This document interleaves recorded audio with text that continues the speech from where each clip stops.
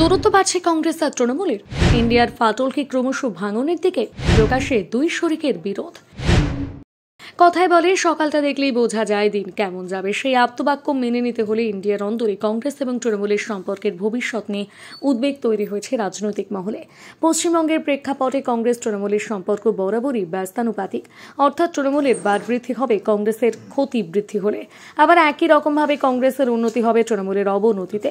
একই সঙ্গে সর্বভারতীয় স্তরে তৃণমূল তাদের উপস্থিতি জানান দিতে চাইবে, সেই মর্মে রাজনৈতিক কৌশলও সাজাবে তারা।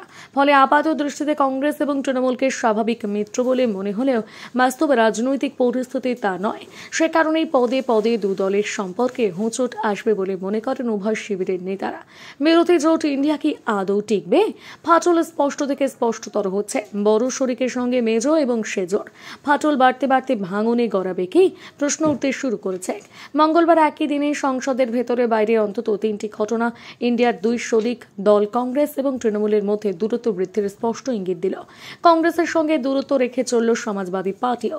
সংসদ চত্বরে আদানিদের ঘুষকাণ্ডের প্রতিবাদে রাহুল গান্ধীর নেতৃত্বে বিক্ষোভ দেখালেন কংগ্রেস এবং বিরোধী জোটের কিছু ছোট শরিক দলের সাংসদরা। কর্মসূচিতে যোগ দেয়নি তৃণমূল এবং সমাজবাদী পার্টি। আম আদমি পার্টিরাও কাউকে দেখা যায়নি। অন্যদিকে তৃণমূলের এই অনুপস্থিতি নিয়ে যখন জল্পনা কল্পনা চলছে, সেই সময় দলের সাংসদ কীর্তি আজাদের একটি মন্তব্যকে মশকরা করে কটাক্ষ করে ফেলে কংগ্রেস। বর্ধমান দুর্গাপুরের সাংসদ কীর্তি মমতা বন্দ্যোপাধ্যায়কে ইন্ডিয়ার মুখ করার দাবি তুলে সম্প্রতি বলেছেন, একমাত্র পশ্চিমবঙ্গেই হারতে হবে বিজেপিকে। উপনির্বাচনে মমতা দিদির ছক্কা মেরে নরেন্দ্র মোদীকে পশ্চিমবঙ্গের বাউন্ডারির বাইরে পাঠিয়ে দিয়েছে। ক্রিকেটের অনুষঙ্গ টেনে মমতাকেই জোটের মুখ করার দাবি তুলেছিলেন ভারতীয় দলের প্রাক্তন এই ক্রিকেটার। কিন্তু কীর্তির এই মন্তব্যকে ভালোভাবে নেয়নি কংগ্রেস। আবার মঙ্গলবার বাংলাদেশ প্রসঙ্গে তৃণমূল নেত্রীর ধ্যান ধারণা নিয়ে প্রশ্ন তোলেন কেরলের কংগ্রেস সাংসদ শশী থারুর। তৃণমূল সাংসদ কল্যাণ বন্দ্যোপাধ্যায় আবার পণ্ডিত বলে পাল্টা কটাক্ষ করেন শশীকে।